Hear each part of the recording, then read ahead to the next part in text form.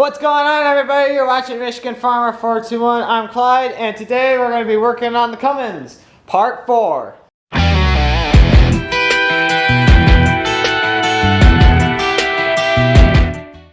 Okay, so on today's agenda, let me get out of the sunlight here, there we go, is maybe trying to start this thing. All I need to do to actually get it running is have power to the starter and diesel fuel, and that's basically it.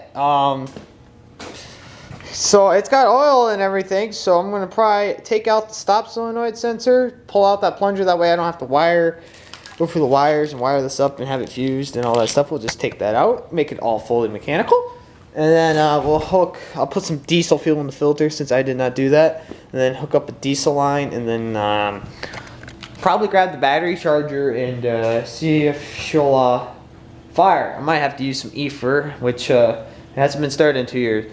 But before we do that,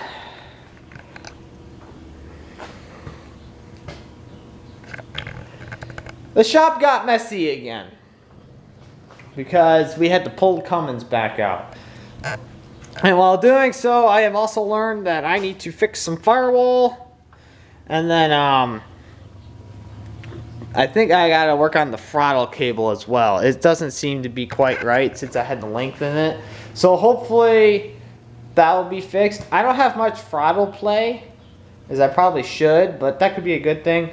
But yeah, so we're gonna clean up the shop and then go from there. Enable speed time mode now.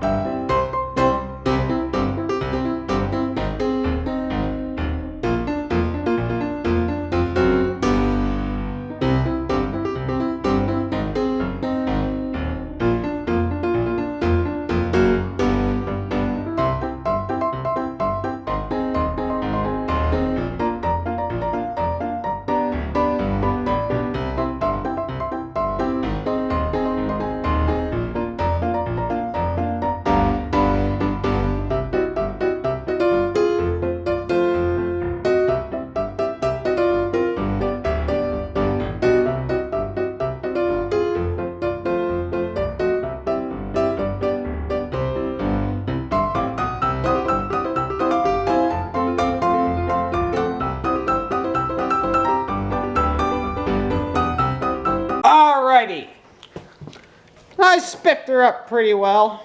I still got some stuff to do, but you know, I mean, I'm going to just keep it organized to where I know where all my tools are. That way stuff will go easier. That's really the only thing that kills me, is not knowing where the tools are. But now that I know where they all are, it's time to see if this thing's going to run. So over here we have the, it's like right there. It's kind of, well, the camera's doing a pretty well job.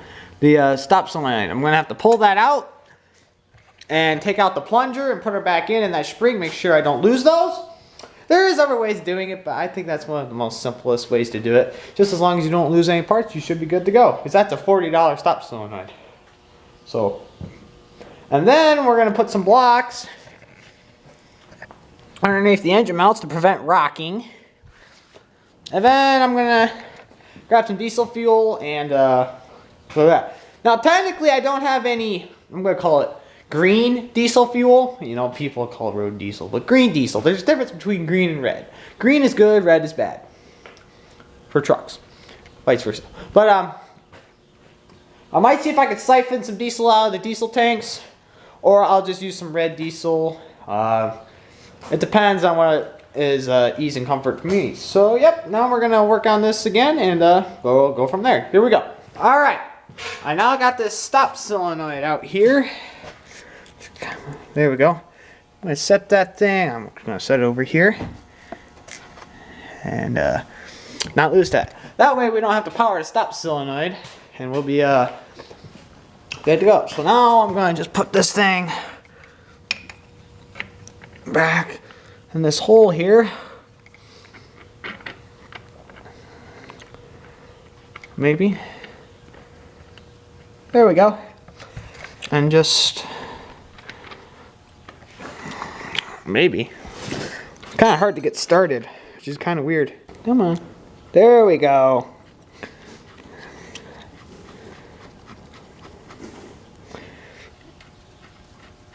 Make sure we ain't gonna tie her super tight, but we'll get it to where it won't leak any air.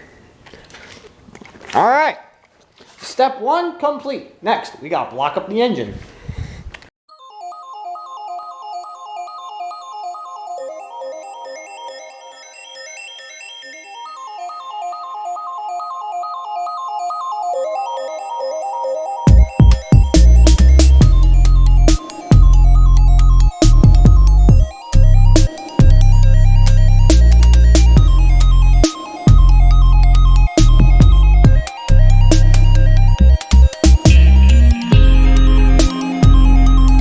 Realizing now that I probably should take that torque converter off, just because I don't know if there's any oil in it. I don't want to pump that all out and run it dry, and I just don't think it's a good idea. So that might take a while to take off. So but I got everything else set up: battery charger, fuel.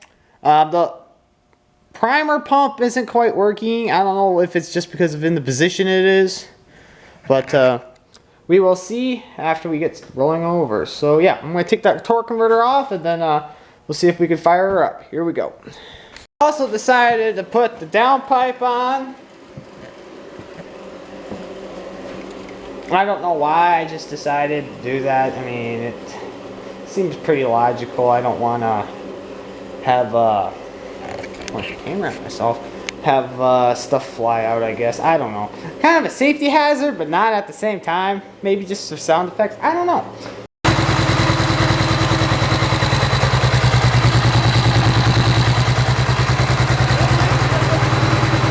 Alright, we did get the Cummins fired up. We ran her for probably a lot longer than we should have, but we were running some seafoam for it, but